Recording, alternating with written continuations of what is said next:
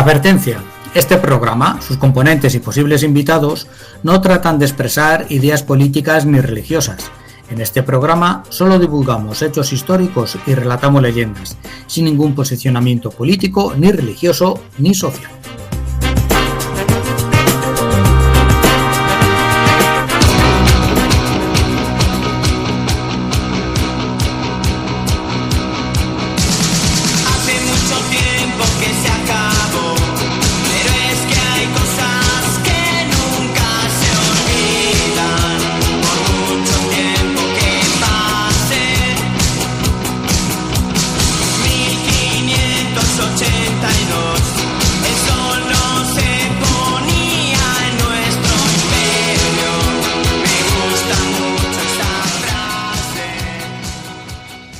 Pues ¿sabes qué pasa? Que es que no podía parar la música porque he tenido que cambiar un canal de sitio. Digo, es que te está gustando mucho la sintonía. No.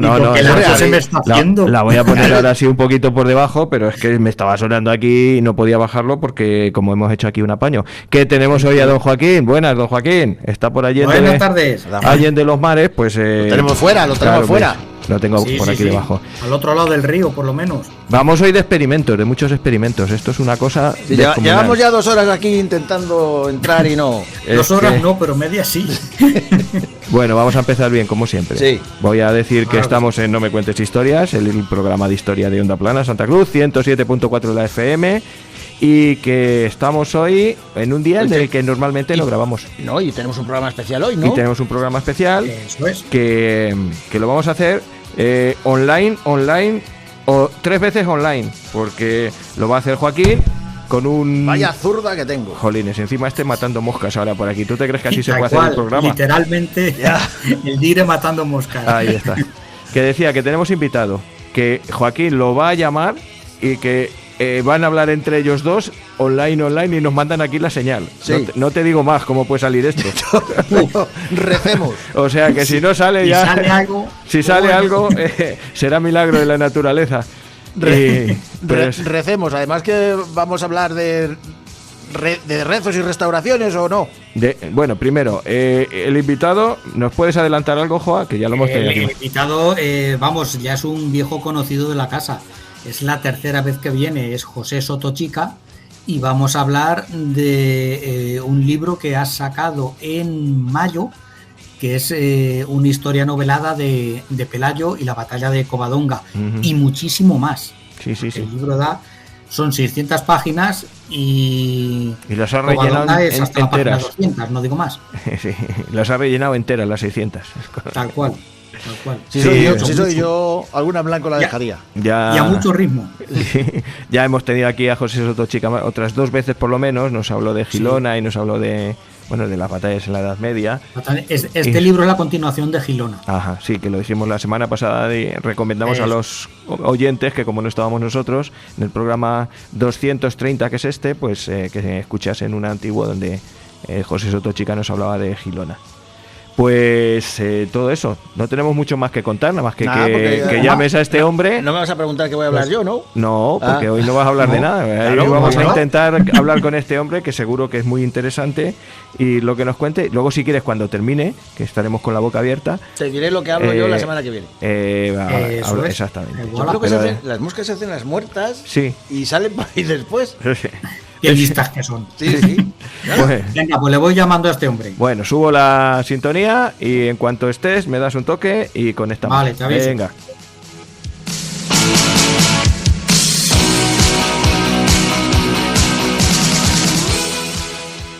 A mí hacer la introducción al invitado que tenemos hoy, invitado que lo vamos a meter en nómina porque ya es uno más de la familia.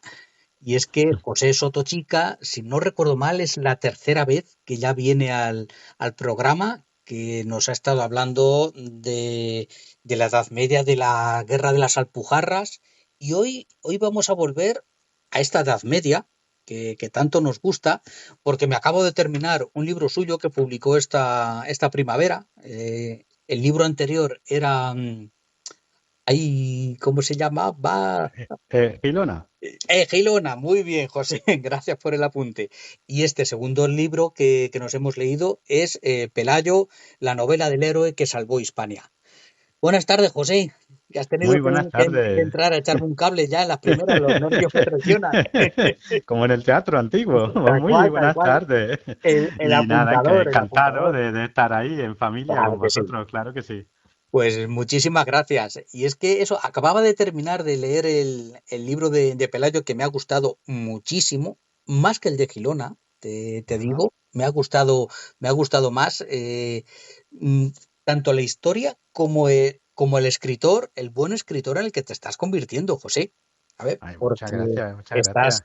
estás aunando algo tan difícil y tan raro de conseguir como es un grandísimo conocimiento histórico porque José, a ver, no lo hemos dicho, pero es que es investigador del Centro de Estudios Bizantinos de la Universidad de Granada, que ha escrito y sigue escribiendo en numerosas revistas, que es en National Geographic, que es muy interesante, en Despertaferro, que a mí me encanta esta revista, la considero que tiene las mejores ilustraciones del panorama editorial español ahora mismo.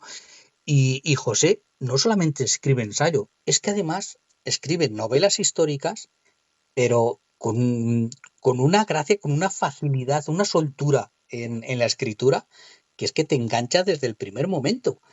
Y en esta, no voy a hacer mucho spoiler, pero en esta simplemente, en esta novela Pelayo, pues bueno, recapitulando un poquito, en Egilona, pues vimos cómo los árabes entraban, desembarcaban en Hispania en el año 711, se producía la mal llamada Batalla de Guadalete, que ya José nos estuvo aclarando que era la batalla de los Montes Transductinos, pero bueno, Ujú. como popularmente es conocida como la Batalla de Guadalete, pues lo dejamos así y que al año siguiente ya se habían plantado en las puertas de Toledo, ya habían tomado la capital a uña de caballo del reino visigodo, habían vuelto a derrotar otra vez a los visigodos en Écija, estaban pegándose en las murallas de Mérida, pero habían tomado la capital porque pensaban, y con mucha razón, que cayendo la capital del reino visigodo, el reino se derrumbaría como un castillo de naipes.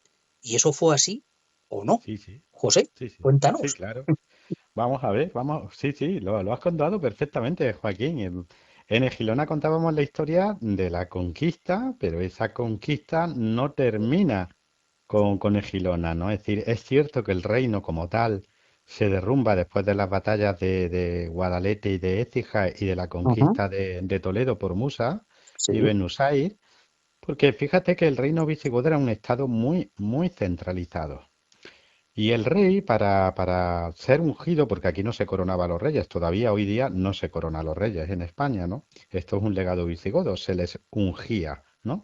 Y se hacía en la iglesia de San Pablo y San Pedro de Toledo. Es decir, para que un rey fuera legítimamente exaltado por la nobleza y por el episcopado, tenía que hacerlo en esa iglesia. De manera que si tú controlabas Toledo, impedía que se pudiera reunir la nobleza y el episcopado en representación de los pueblos de Hispania, que lo dice así en buen latín, ¿eh? Sí, Ajá. obispos y nobles actúan en representación de los pueblos de Hispania. Fíjate, luego nos vienen con el parlamentarismo inglés en el siglo Sí, XIII, ¿sabes? sí, sí, Y fíjate. aquí ya lo teníamos desde el Cuarto Concilio de Toledo, que en el Canon 75, en el 6 de diciembre de 633, si no me falla la memoria, Siglo VII ya. pues ya se establece la monarquía electiva, los derechos del pueblo y de sus representantes, las obligaciones y derechos del rey. Es decir, es una suerte de carta magna, ¿no? Ujú. Bueno, pues claro, Tomás Toledo evitas todo eso, ¿no? Pero eso no acabó con la resistencia. La resistencia Claro. continuó. Hubo Ujú. ciudades como Huesca que aguantan hasta 720. Sí. En Osca, allí, en Huesca, aguantan hasta 720. Y bueno, y aunque Abdalaziz, el marido de Gilona, pues llevó a cabo una política de pactos, que el más famoso de los cuales es el pacto de Teodomiro, ¿no? Pues eso se viene abajo cuando es asesinado, cuando ese tándem de Abdalaziz y Gilona cae, esa Ujú. política de pactos se viene abajo, e incluso lugares que en un primer momento podían haber entrado en esos pactos, pues ahora se sublevan, se rebelan. Y esa es la historia que se cuenta en Pelayo. La historia de un foco de resistencia, uno más. En aquel momento estaba el de Ardón en Septimania, Ardón es el último rey godo, estaba Ujú. el de Huesca, etcétera, etcétera. Pero fíjate que el único que va a sobrevivir, el único que se va a transformar en reino, va a ser el de Pelayo, el foco de resistencia de Pelayo. Y esa es la historia que cuento aquí, la historia de los que no se rindieron. Del rebelde por antonomasia, como lo llamas, porque realmente tenía oportunidades reales de victoria o era un temerario, Pelayo. Pues fíjate que Pelayo es una combinación de ambas cosas, porque es un hombre Mm. que pertenece a la nobleza, a la alta nobleza, que ha sido espatario. Ser espatario no era ser un guardia del rey, sino que era Ujú. mucho más. Era que tú entrabas con 11, 12 años en lo que hoy llamaríamos una escuela de Estado Mayor. Ajá. Donde a ti te educaban y te enseñaban no solo a ser un buen soldado, sino a ser un buen oficial y a prepararte para que el día de mañana fueras el conde de una ciudad, el duque de una provincia, etcétera, etcétera. Así, no Sí, sí. recibían una formación cualquiera, sino una formación importante, ¿no? Claro, eso luego le Ujú. permitiría a Pelayo desarrollar la estructura de un reino. Es decir, ser Claro. capaz de gobernar y de administrar un reino, porque había sido educado realmente para eso, ¿no? Pero al mismo tiempo tenía que ser un temerario, porque por muy bien educado que estuviera, en 718 alzarte contra el califato omeya de Damasco era de locos, porque haz de cuenta que era el imperio más grande que había conocido la tierra hasta entonces. Para que tus Ujú. oyentes se hagan una idea, es un imperio que en ese momento era casi 4 veces más grande que el imperio romano en su máxima extensión. Pues contra Cuatro eso veces. se alza Pelayo. Sí, sí, sí, sí, estamos hablando de un imperio que superaba ampliamente los 10 millones de kilómetros cuadrados, que probablemente se iba a 12. El imperio romano en su máxima extensión tenía 4 millones de kilómetros cuadrados. Entonces, claro, es un imperio que parecía invencible y Pelayos conoce ese imperio, sabe a qué se está enfrentando. No es un loco peligroso que no sabe qué está haciendo. No, no, sabe lo que está haciendo, pero aun sabiéndolo, lo hace. Lo hace. Sí, sí, sí. Y es que en la batalla de Covadonga, José, así que me ha roto los esquemas. Empieza el libro rompiendo totalmente esquemas porque realmente Covadonga no fue el Mm. sitio de la batalla principal. Tú apuestas Sí, ¿por dónde? sí, Por sí. Cangas de Onís. Por Cangas de Onís. En eso estamos de acuerdo los historiadores que hemos estudiado a fondo y de forma militar Ujú. este encuentro de Pelayo, la batalla, ¿no? Yello Balbás, por ejemplo, tiene Sí. la hipótesis, que es también muy, muy fiable y muy creíble, de que la batalla se libró en las cercanías de Covadonga, pero en el cordal que conduce desde el interior a Covadonga. Pero yo visité el lugar con mi amigo Francisco Aguado, Ujú. que es médico militar, que es una persona que conoce muy bien el terreno, que es un historiador fabuloso, y los dos con nuestro mapa unos 50.000, esos mapas del Sí, ejército, ¿no? Pues del una noche ejército. muy, Claro, una noche claro, muy claro. bonita de Oviedo, que también estaba Yello Balbás, ¿eh? Estuvimos discutiendo la hipótesis de Yello y la nuestra, ¿no? Pues al final nosotros concluimos que el mejor sitio para esa batalla era Cangas de Onís. ¿Por qué? Porque es un cruce perfecto de caminos, porque Ujú. ofrece suficiente terreno para que se desplieguen dos ejércitos, Claro. y porque fíjate que Pelayo, porque es Pelayo quien hace esa iglesia, levanta justo en el túmulo, en ese túmulo Sí, del gigante, ¿no? Que yo cuento, ¿no? La iglesia de la Santa Cruz, que está sobre un túmulo neolítico, un sí, túmulo sí, del sí, sí. Calcolítico, perdón. Y claro, esa iglesia que al final la termina consagrando su hijo, pero que tuvo que empezar a construirla Pelayo, ¿eh? Porque se consagra el 27 de octubre de 737 y está consagrada al triunfo de la cruz. Es un guiño a la batalla del Puente Emilio, es un guiño a un triunfo obtenido Ajá. bajo la protección de la Santa Cruz. Y eso me da a mí la pista, junto con todos los demás, de que si yo tuviera que apostar por un sitio, apostaría por Cangas de Onís. Lo que está claro es que en Covadonga no pudo ser porque el terreno lo impide. Claro, es que no hay Jamás espacio. hubiera podido librar allí una batalla. No. Claro, claro, es que hay muy poquito espacio, como mucho, eso, una escaramuza, lo que sé, una pequeña refriega, pero poco más, porque no hay Efectivamente. sitio para desplegar tropas allí Para en nada, para Covadonga. nada. Y lo de Pelayo tuvo que ser importante, porque muchas veces dicen, Covadonga fue una escaramuza. No, no pudo ser una escaramuza porque es lo que le da legitimidad a Pelayo. ¿M? Entonces, que Claro, Pelayo pudiera alzarse por encima de gente tan importante en el mundo visigodo como el duque Pedro de Cantabria, solo se explica porque Pelayo tenía una cosa que no tenía Pedro de Cantabria, que era una victoria importante. Así que Covadonga no pudo ser una mera refriega. ¿Tuvo que ser una batalla? No una gran batalla, como la de los no, Montes está claro. Tradustinos, pero no tampoco una escaramuza, ¿eh? Sí, sí, claro, porque es el duque Pedro de Cantabria, que sale en la novela y es otro gran actor histórico del momento, descendía, como apuntas, de un linaje más importante que el de Pelayo. Sí, sí, claro, era descendiente de Recaredo y Leovigildo, de los grandes reyes, y no solo eso, sino que en vida de Jica y Huilliza, que son el penúltimo y el antepenúltimo rey de los godos, ¿no? Los que Ujú. anteceden a Rodrigo, al tío de Pelayo, ¿no? Pues él había sido literalmente princeps militie, que sería algo así como general en jefe de los ejércitos, es decir, que estaba muy por encima de Pelayo y sin embargo se somete a Pelayo. Claro, y eso tú en la novela, cuando se producen ahí esos roces entre Pelayo y el duque Pedro de Cantabria, Pelayo saca a relucir, oye, ¿y tú dónde estabas cuando nos estábamos batiendo el cobre en el Guadalete contra estos? Sí. Tú no estabas allí, yo sí estaba allí. Pelayo siempre ponía como si pusiera por delante Ujú. el hecho militar, no el linaje, porque claro, él venía de Chindasvinto, creo que Sí, sí, comentabas sí, en muy algún bien, sí, momento, sí. sí. Sí, sí, descendía de Chindascinto y era sobrino de Rodrigo, pero claro, nuestro amigo Pedro estaba por encima. Claro, ¿qué tenía Pelayo? Pelayo tenía ese prestigio militar ganado en combate. Es decir, no porque me hayan dado este título o el otro, es que yo he estado combatiendo a los árabes Y tú no. desde el 711 y tú te has quedado aquí en el norte, Sí, detrás sí, de sí. tus fortalezas, detrás de la cordillera, ¿no? Y fíjate que a mí Dios me ha dado una victoria, porque claro, en la mentalidad de la época, las victorias las da Dios, igual que las derrotas. Entonces, si Pelayo ha logrado una victoria en Covadonga, en Cangas de Onís, pues quiere decir que Dios está con él. Pedro no tiene a Dios de su parte, porque no tiene victoria alguna. Sí, sí, sí, porque Covadonga, mirando un poquito el contexto internacional, no fue el único punto donde, a pesar de su gran poder, el califato tocó hueso, porque fue Covadonga, fue Constantinopla en el otro Ujú. extremo del Mediterráneo, fue Poitiers unos años después. Covadonga es un hito más en esa contención del Islam, por así decirlo, en llevar Ujú. hasta los límites el imperio islámico y decir hasta aquí habéis llegado. Muy bien traído, Joaquín, porque es que fue así justo. Covadonga marca precisamente junto a Constantinopla, que fueron el mismo año, 718. De hecho, muchos sospechamos que están conectadas, que Sí, Pelayo sabía el descalabro tan brutal que se habían dado a los árabes en Constantinopla y que por eso se alza, y se alza con la tranquilidad de saber que no va a venir ninguna flota por la bahía de Gijón ni de Santander, porque toda la flota árabe ha sido destruida en Constantinopla, ¿no? Pues ahí se inicia el cambio de ciclo, ahí empieza el repliegue de la marea, porque hasta entonces, vez tras vez, los árabes solo habían obtenido una cosa, victoria.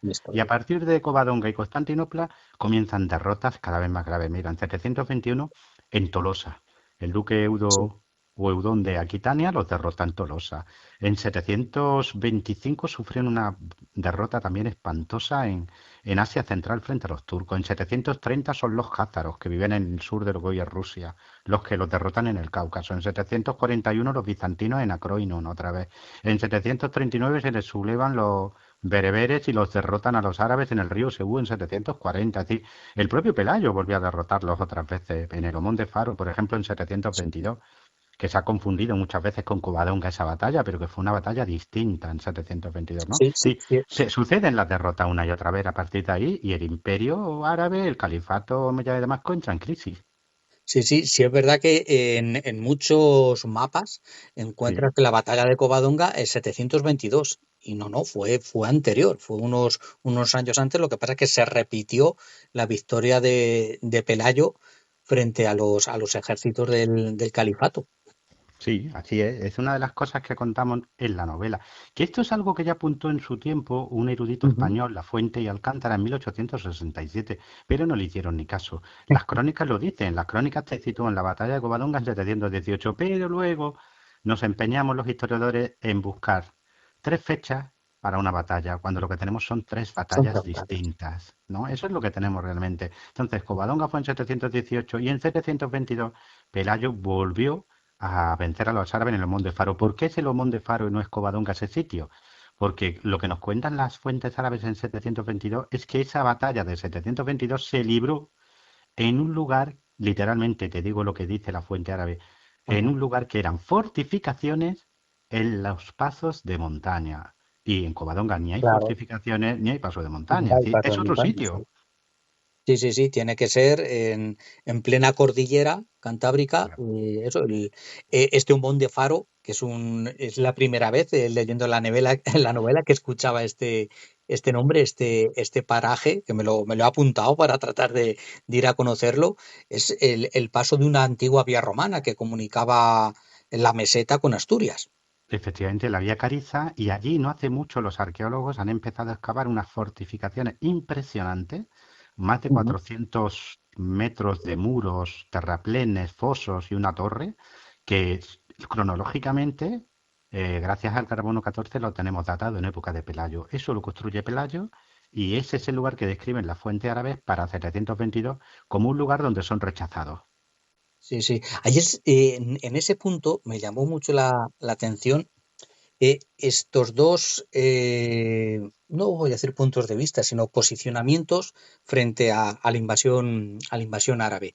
El de los colaboracionistas, por un lado, y el de la gente que, como Pelayo, o que ahora mismo no recuerdo el nombre del constructor, del ingeniero en el que se Ujú. apoyó Pelayo para fortificar la cordillera, ese paso, el de la gente que huyó, que dejó todo y se hizo rebelde y se echó al monte para bueno, pues mantener su libertad, su oposición a la nueva situación. Es como conviven las dos cosas, como Girona se adapta a las nuevas circunstancias, como este conde Teodomiro Ujú. pacta con ellos, pero ahí tenemos a Pelayo, a Osca, a la ciudad de Huesca, que se niegan a rendirse y la gente huye al norte mozárabes, bueno, lo que luego serían mozárabes, pero godos, campesinos, nobles, y huyen al norte a hacer eso, el último bastión de resistencia.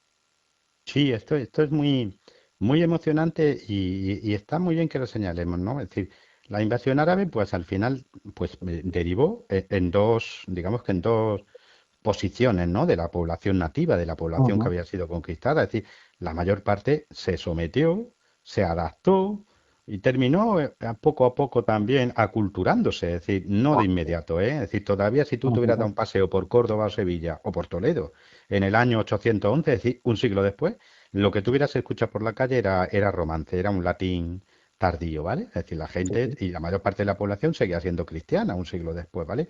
Pero ya se estaban aculturando, estaba cambiando el mundo, ¿no? Aquello ya era al andaluz, ¿no?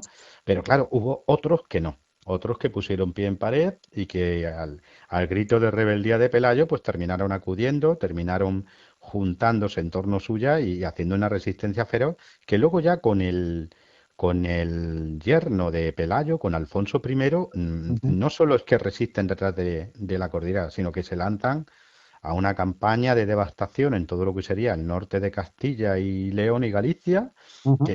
del que se llevaron un montón de gente que se va con ellos al norte. ¿No? ¿Por qué? Porque aunque al principio las condiciones de sumisión eran buenas, eran Sí. bastante aceptables para muchos, sobre todo para la nobleza y el episcopado, ¿no? Pero poco a poco fueron cambiando, porque claro, te he dicho antes, un imperio en crisis. El califato omeya empieza a recibir derrota tras derrota. ¿Y qué es lo que pasa cuando los imperios están en crisis, cuando un país está en crisis? Que Aprietan las empiezan a tuercas. apretarle las tuercas a la gente, ¿verdad? Hay que buscar oro donde sea, y donde sea suele ser en el bolsillo del contribuyente. Y eso pasa hoy y pasaba hace 1300 años. Entonces empiezan a subir los impuestos, las condiciones de vida empeoran y la gente empieza a mirar al norte y a decir, oye, pues en vez de estar aquí con la cabeza agacha y aguantando, pues casi empieza a ser atractivo pues subir y resistir. Sí, sí, sí, empieza a merecer la pena.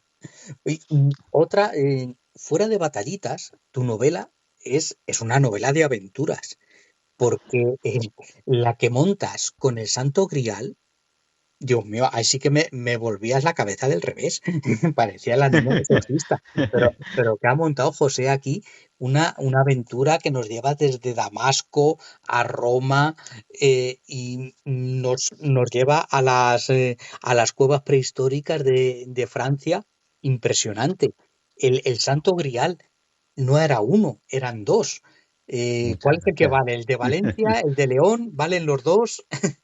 Pues te cuento la historia que subyace detrás de la trama, ¿no? Es decir, yo monté esa trama Primero porque me quedé turuleta leyendo Ajá, una fuente árabe del siglo XIII, pero que cita a su vez otra fuente del siglo VIII, ¿no? Esa fuente se ajá, llama Ibn Hidari, ¿no? Ibn Hidari, que yo lo había leído docenas de veces, claro, y lo bonito de las fuentes antiguas y medievales es que lees algo una docena de veces y pasas por encima de un dato que de repente, cuando has estado investigando otras cosas, encaja en un sitio, ¿no? Es como piezas de un puzzle, ¿no? Y esta pieza que parecía no encajar en ningún sitio, encaja, ¿no? ¿Y qué es lo que dice esa fuente? Nos dice que en el Tesoro de los Godos había un elixir alquímico, ¿vale? Claro, dice elixir alquímico. En su momento yo no sabía lo que era un elixir alquímico en el contexto de la época, pero ya sí, sí sí. lo sabía. Y era un sinónimo de Santo Grial. Y yo me dije, ¿qué hacía un Santo Grial en el Tesoro de los Godos? Y descubrí que en España tenemos dos. Dos que tienen visos de ser auténticos en cuanto que el cuenco principal, ¿no? Luego se Ajá, rodea con joyas, con sí, oro, ¿no? sí, sí, sí. Pero digamos que el Oh, inicial es de época es de época helenística, es de época de Jesús. Hay uno de Ágata en Valencia y hay otro de Eunice en León. Los dos con una historia fascinante. El de sí. Valencia procede del monasterio de San Juan de la Peña, que es donde empieza realmente la novela, cuando todavía ni siquiera era un premonasterio, ¿no? En el siglo VIII. Ya había monjes viviendo allí, pero todavía no era ese monasterio que ahora podemos visitar. Y de allí pues pasó a Valencia. Y el otro está vinculado a Doña Urraca, y se le llama así, ¿no? El cáliz de Doña Urraca en Desde León. Los Borraca, dos sí. son auténticos, auténticos en cuanto que son cuencos de época de Jesús, de piedras semipreciosas de época de Jesús. Ahora, nadie sabe cómo llegaron a España. Y claro, ahí he aprovechado yo como novelista para contar esa historia, ¿no? La historia de ese grial que está, digamos, que está conformado por dos cuencos, uno encima de otro, que era como eran realmente las copas, eran dos cuencos, una puesta boca arriba y el otro haciendo de pie boca abajo. ¿Por qué lo he hecho así? Pues mira, Ajá. porque no le he querido quitar autenticidad a Ni a ninguno, uno ni a otro. ni al otro. Así que los dos. Pues y me ha gustado un montón, me ha llamado muchísimo la atención ahora que has dicho elixir, el conocimiento que desprendes de venenos, de química, de botánica. Era tan grande el conocimiento que había en la época sobre eso, sobre botánica, sobre química, para que supiesen tanto sobre venenos. Es que había que tener un cuidado que, vamos, no te puedes fiar de nadie. Ni un mal vaso de Efectivamente. agua te puedes tomar tranquilo. Sí, sí, sí, sí, era así, de verdad. Por eso he querido poner esas notas a pie de página para que el lector sepa que yo no lo estoy engañando, que ese veneno o ese efecto químico, por Ajá. sorprendente que parezca, lo conocían en el periodo y lo puedes ver en multitud de tratados de alquimia y de botánica y de medicina que conservamos de esa época, conservamos mucho de esa época, ¿no? Entonces, Sí, todos los trucos, entre comillas, que aparecen en la novela desde que una ajá, persona de repente se vuelva fosforescente en mitad de la oscuridad, sí, o cierto. determinado veneno de efecto lento o de efecto rápido, o todo eso está sacado de tratados del siglo VIII, del siglo VII, del siglo III, es decir, conocido en época de Pelayo. Sí, sí, sí, sí. Ya digo, me ha llamado muchísimo la atención porque es un tema que todo el mundo habla de, o puede hablar en una novela de veneno, pero entrar al nivel de detalle que entras tú en esa riqueza de fuentes que utilizas, me ha llamado muchísimo, muchísimo la atención. Muchas gracias. Me La- alegro, me la- alegro. La verdad es que es un tema apasionante, ¿eh? Y que, oye, que se envenenaba la mucho. gente, ¿eh? Sí, sí, sí, Porque, ya lo he bueno, no visto. vamos a desvelar nada, pero que era un riesgo que muchos sufrían habitualmente en esa época, ¿eh? Que sí, que no vamos a hacer spoiler de la novela, al contrario, quiero meter el gusanillo para que la gente se anime a leerla, ¿vale? Pero jorobar que no podías tener un momento de tranquilidad, porque la novela es que Indiana Jones era un hombre sedentario al lado de nuestros personajes.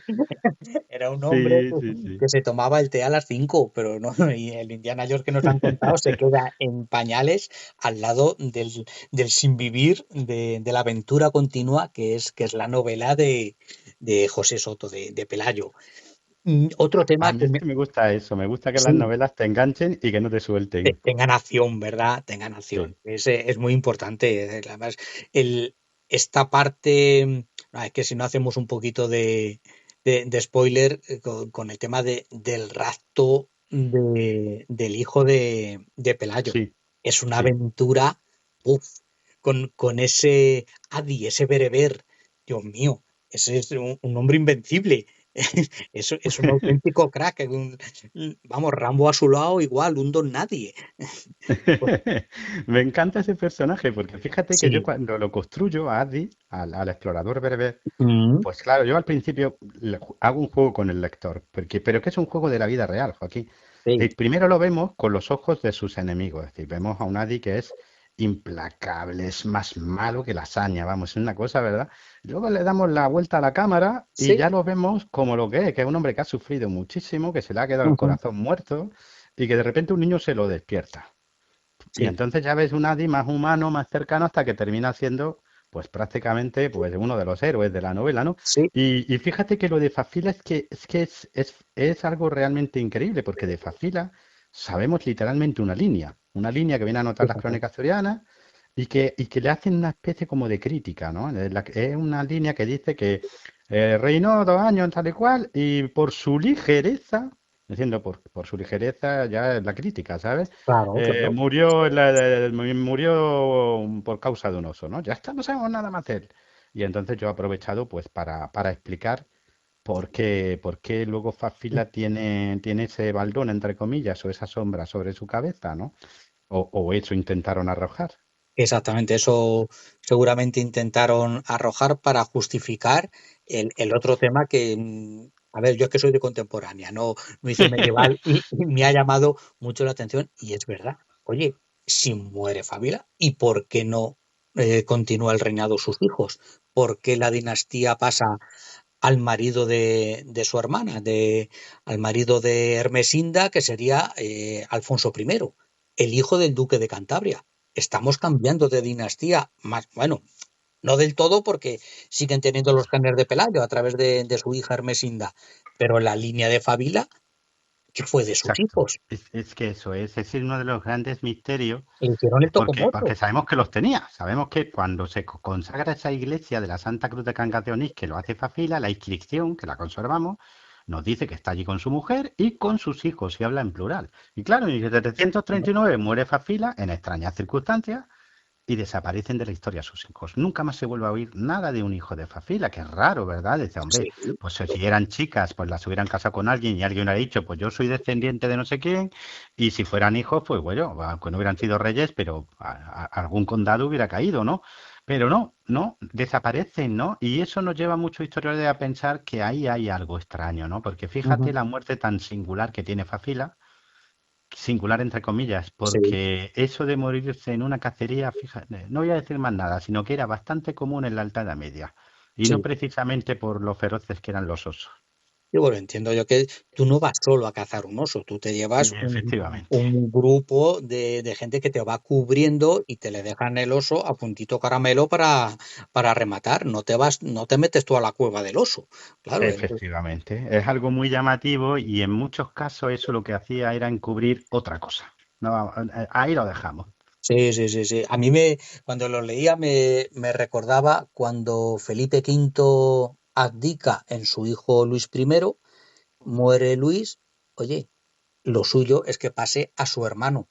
Hay que luego Mm, será Fernando VI. Y no, vuelve Felipe V. Pero si tú habías abdicado, ¿a qué vuelves? A que hay un sí. movimiento político de Isabel de Farnesio para quitarla del medio y seguir gobernando ella en la sombra. Vamos, lo veo, me parece a mí así, en un análisis un poquito simple, pues una jugada de Tocomocho le hicieron así a los hijos de familia, los apartaron del trono vilmente a los pobres. Totalmente, claro que sí. Si es que esos juegos de poder que muchas veces pues se despachan en los libros de historia con una frase, pues muere Luis primero, ¿no? Y Bonito. vuelve su padre. Sí, pero ¿cómo? ¿Por qué vuelve su padre, no? O en el caso que no ocupa. Vale, muy bien, ha muerto Fafila, pero ¿qué pasa con sus hijos? ¿Y dónde están? ¿Por qué no están? Es algo extraño. Entonces, claro, hay que ir un poquito más allá, hay que leer entre líneas.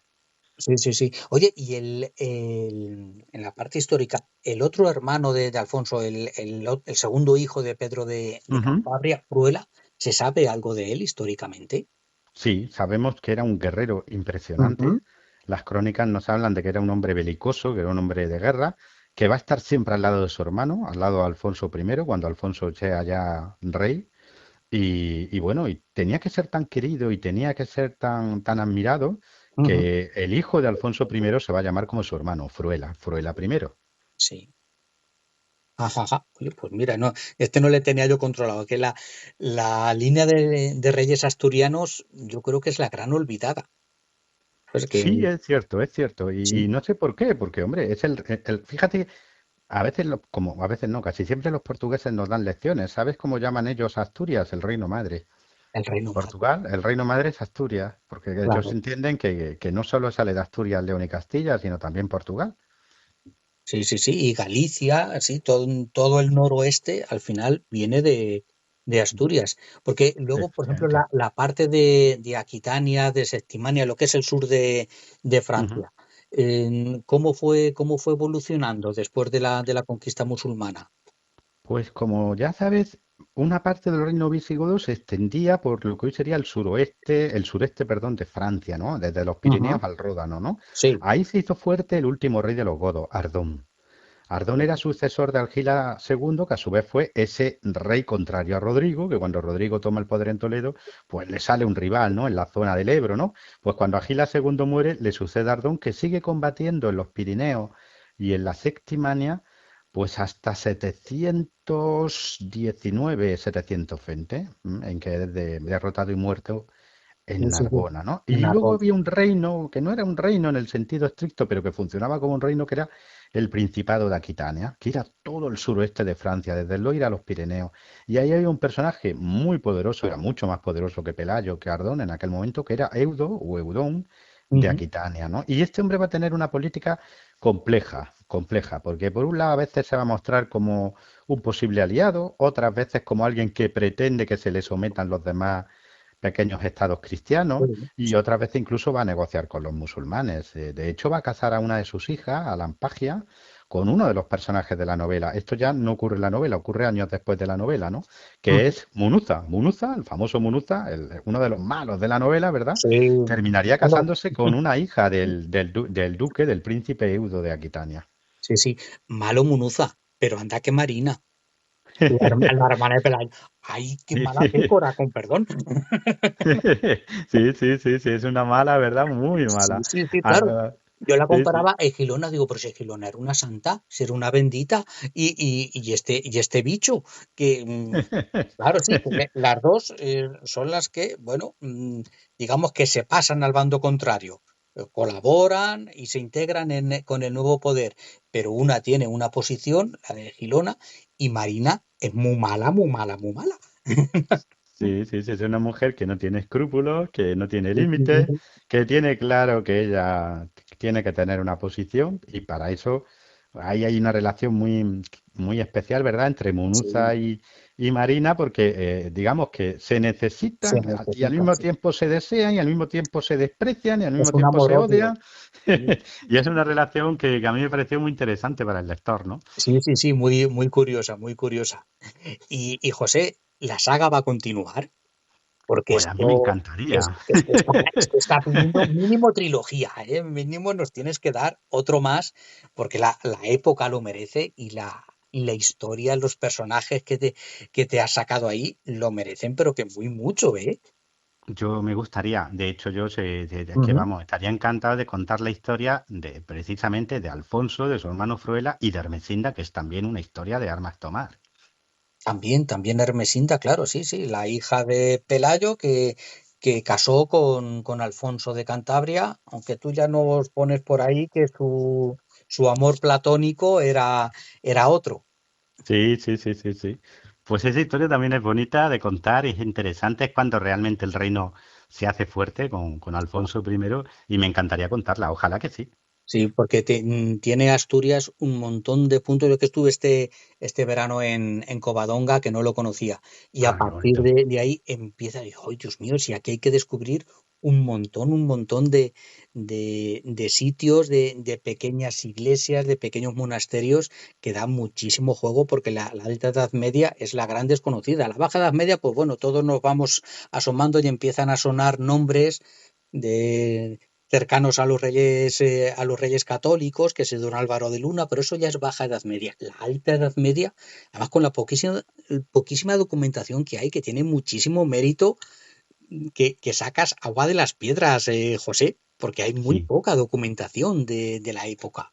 sí, sí, esa es la dificultad. La documentación es escasa, es complicada de analizar y luego aparte es que durante mucho tiempo nos hemos centrado mucho en una y otra vez volver sobre los mismos documentos. Y yo lo que he tratado, yo y otros historiadores, Ujú. de abrir el foco, es decir, Asturias, Hispania, Al-Ándalus no estaban en el vacío, estaban en el Mediterráneo, en Europa y muchas veces encuentras pues relatos, encuentras datos en las fuentes de la Francia merovingia, de la Italia longobarda, del Imperio Bizantino, que te iluminan y dices, ah, ahora entiendo esto, ¿no? Por eso, si te das cuenta, la novela no se centra solo en Asturias, sino que estás Sí. viendo todo el mundo mediterráneo, porque estaba conectado y funcionaba como funciona hoy el mundo, como un todo.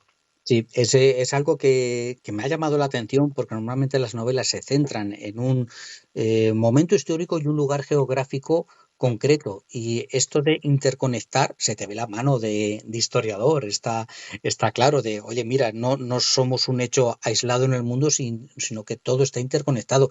Me llama la atención, por ejemplo, cómo hablas de, oye, Pelayo sabía eso, las noticias de Extremo Oriente, demonios, sin WhatsApp, ¿cómo se apañaban para cómo funcionaban las comunicaciones para que se supiese eso, las derrotas, las victorias, embajadores bizantinos en aquella época de Hispania? Ujú. A ver, es que a lo mejor Hispania nunca había perdido la relación total con Bizancio, con lo que llamamos Bizancio. Por supuesto, fíjate, te pongo varios ejemplos. En 691, cuando el arzobispo de Toledo, Julián, San Julián, tiene una querella cristológica, un debate, ¿no?, con el Papa, pues rápidamente escribe al emperador de Constantinopla para que dirima esa disputa, ¿no? Y recibe Ujú. respuesta positiva, ¿no? Le da la razón a él y se la quitan al Papa, ¿no? Sí, el mundo mediterráneo seguía funcionando como un todo, el comercio, las comunicaciones. Aquí venían, por ejemplo, empezaron a llegar en el siglo VII muchísimos monjes provenientes de África, de lo que hoy sería Túnez. De África. Sí, sí, sí. Por ejemplo, en la zona del Levante y en la zona de Andalucía Oriental empiezan a instalarse muchos eremitorios y monasterios que son gente que viene de África y que se instala aquí buscando pues un contexto más tranquilo que el que estaban teniendo allí, ¿no?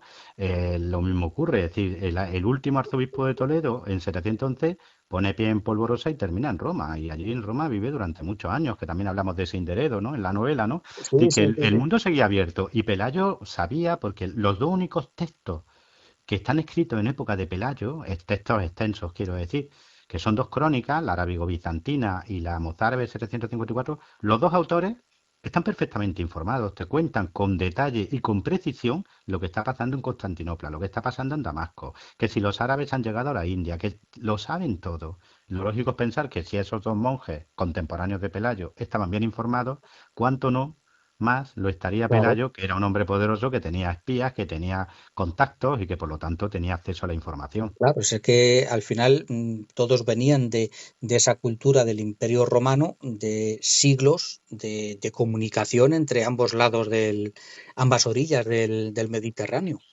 Sí, así es. Claro. Seguía formando una coiné cultural todavía. Sí, sí, sí, hasta que digamos que un poco a partir de aquí es cuando se rompe con las dos religiones, una al norte y otra al sur, por decirlo así simplemente. Justo, sí, sí, tal cual ocurrió. De un Mediterráneo pues unido, que había Unido. sido hecho por griegos y romanos, a lo que luego fue la Edad Media y bueno, y hasta nuestros días. hasta nuestros días.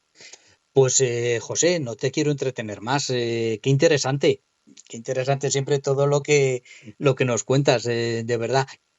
¿Con qué nos vas a sorprender? Que me han dicho un pajarito que vas a publicar de aquí a nada. Esta Navidad tenemos novedad tuya, ¿puede ser? Tenemos ahí dos cositas. Un ensayo Sí. que lo he hecho a medias con un maravilloso científico, con un geólogo químico experto en paleoclimatología, un hombre que ha estado en la Antártida, que ha estado en Siberia, y es un ensayo sobre cambio climático a lo largo de la historia. Estudiamos 8 casos de crisis climáticas del pasado, para ver Ah, si nos iluminan un poco en qué estos tiempos curioso. que nos han tocado vivir. Se llama El Dios Qué curioso. Incomprendido. Y luego Dios sale te la segunda comprendo. parte de Hasta que pueda matarte. Bueno, pues esa ya sabes, quedas invitado. A ver, quedas invitado siempre y con los dos libros, ¿sabes? Pero sobre todo porque nos gustó mucho esta primera parte de Hasta que pueda matarte. Ahora, ¿dónde te vas? Fenomenal. Porque habíamos dejado Lepanto, ¿ahora dónde nos vamos? Pues en Tu sangre en mis manos, que es como se llama esta nueva entrega, Ujú. vamos a Navarino, la jornada de Navarino, que es lo que ocurre en 1572, que es un duelo de ingenio entre don Juan de Austria, Álvaro de Bazán y Alejandro Farnesio, por un lado, contra el nuevo almirante turco Ulu Ali Pasha, que era un tío increíble, que era un renegado, que había sido esclavo, que había sido remero de galeras, pero que fue ascendiendo, ascendiendo y se convirtió en el rival de don Juan de Austria en el Mediterráneo después de Lepanto. Claro, es el momento, ¿no decía el duque de Alba que se había quedado él con la cosilla de no haberse enfrentado a verdaderos soldados como eran los turcos? Me suena a Exacto, mí justo, que he justo. Sí, sí, leído, sí. que he Sí, leído sí, sí. eso. Es que lo, De eso se quejaba al final de su vida, de que sí, de que mucho francés, sí, mucho rebelde bueno, holandés, pero que no eso había podido pelear contra los genízaros, que es lo que a él le hubiera esos son motivado. los buenos, exactamente. O franceses, pues bueno, del montoncillo. Efectivamente. Pues Pues promete, te promete haré cada llegar día. el libro, te haré llegar el libro. No te preocupes. Muy bien, José, pues muchísimas gracias. A ver cuándo podemos quedar por Madrid y conocernos personalmente. A ver si Oye, me pues sí, escapo a sí, sí. alguna conferencia. Mira, mi chico estuvo en una conferencia tuya hace poco Ostras. en la Juan Carlos III, no, en la Rey Juan Carlos.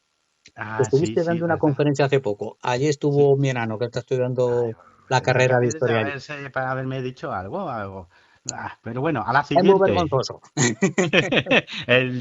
No, el 13 de noviembre voy a estar en Madrid. Si te animas, nos damos un abrazo. Vale, pues luego ya hablamos tranquilamente. Venga, Muy bien, José. Un fuerte cuídate. abrazo. Ahora nos despedimos tranquilamente fuera de antena. Un abrazo para todos. Hasta Venga, hasta luego. luego.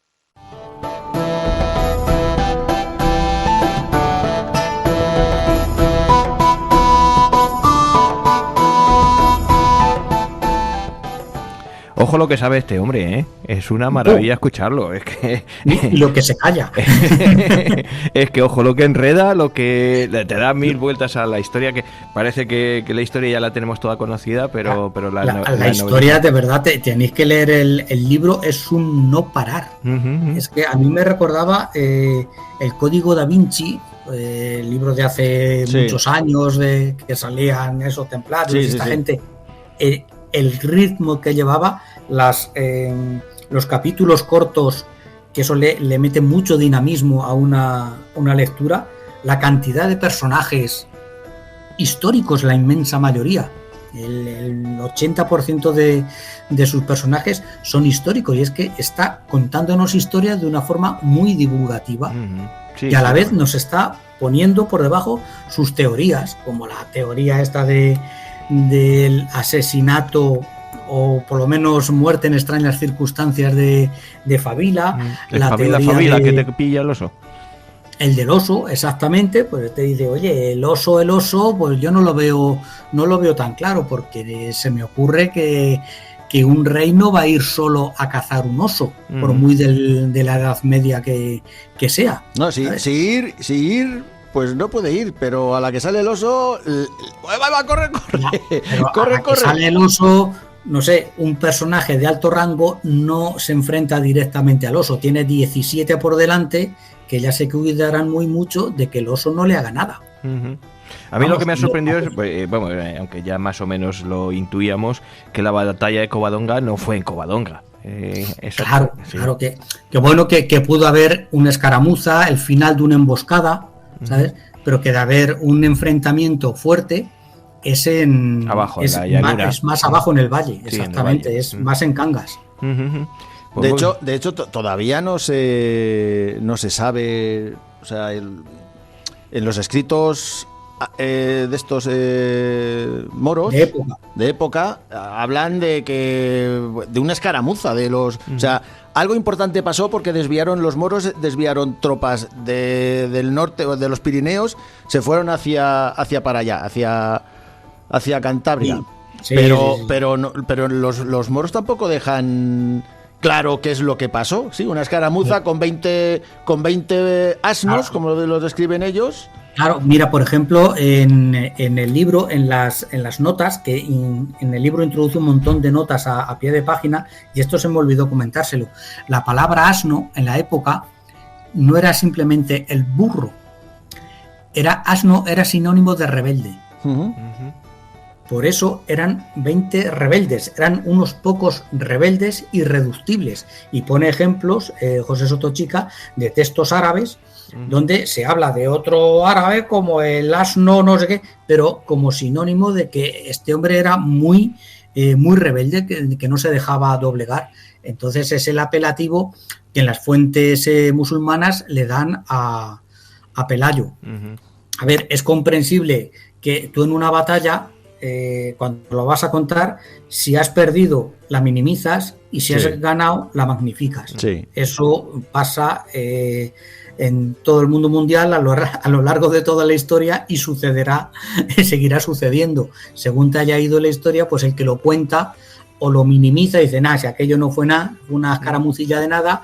Es como la victoria más grande que ha visto la humanidad. Claro, aquí había cientos de miles. No había cientos de miles porque no caben directamente. De todas maneras, como son teorías que tampoco hay tanto escrito, hay múltiples teorías. Si te acuerdas, el otro día pasé un vídeo de YouTube de un divulgador que defiende, entre otras cosas, pues porque los árabes sí que llegaron a conquistar plenamente España, que lo que pasa es que dentro de ese dominio árabe sí que había esos grupos irreductibles, pero no formados como una unidad única goda que a partir de ahí se empieza a reconquistar, ¿no? Son los rebeldes de Asterix y Obelix en ciertos puntos que se van rebelando, pero que los árabes...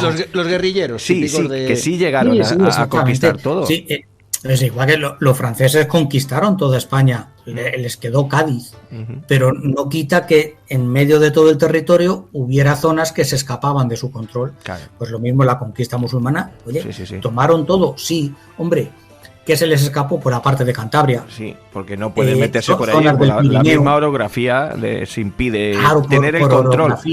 Es más complicado. A ver, llegaron hasta la mitad de Francia, hasta Poitiers, que más o menos está un poquito por debajo de París. Allá fueron derrotados. Pero aún así tardaron muchos años los francos en el norte de empujarlos hasta los Pirineos, ¿sabes?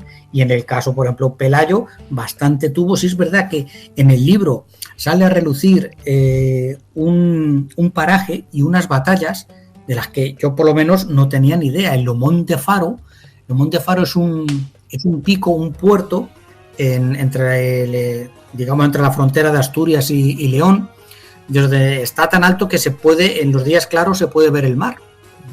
Y por ahí pasaba una calzada romana. Entonces, sí es verdad que se están descubriendo fortificaciones, muchas fortificaciones en esa zona, en lo alto de las montañas. Y es, Sotochica lo que nos habla es, Pelayo detuvo un par de incursiones de los musulmanes que iban por la calzada romana, porque no tenían más narices que ir por la calzada romana, porque no había otro camino, y fueron ahí los que esto lo fortificó y los pudieron detener. Ya los siguientes reyes entonces ya se van expandiendo hacia Galicia, hacia el otro lado de la cordillera, hacia la parte de León, pero bastante tenía con aguantar el tipo allá arriba. Hay que recordar a nuestros oyentes que de lo que estamos hablando es de una novela histórica, o sea que no es que sea el Padre Nuestro de la historia de Pelayo, o sea que cuando se lean el libro, pues igual que cuando pasó con el Código Da Vinci, pues esto te da pie a que investigues y que que veas lo que está escrito, lo que está exactamente y lo que no. Sí, porque lo bueno de Sotochica es que te da muchas fuentes. Luego te va explicando a lo largo del libro de dónde saca él esas fuentes para elaborar esas teorías. ¿Sabes? Es un libro de historia muy divulgativo o una novela histórica muy bien documentada. Ambas cosas, yo creo. Es lo que tiene. Muy bien. Pues otro éxito que te apunta, Joa, traer a esta gente. Yo no. y esperemos que tenerlo más veces, ¿no? Como tú le has dicho. Sí, porque este hombre lleva un ritmo de escribir de la leche, ¿sabes? Y ya ha quedado con él que dentro de poco, esta Navidad, va a sacar otros 2 libros. Jorobar. Tiene que caer. Sí, está muy prolífico, vamos. Jorobar. Bueno, pues os voy a ir poniendo la sintonía de despedida en nuestro siniestro total y me tenéis que decir qué hacemos para la semana que viene, que tenemos el 231, me parece, que ya vamos para adelante. Así Ostras. que vete pensando, ahora sí que me lo vas a tener que decir. Venga. Vale.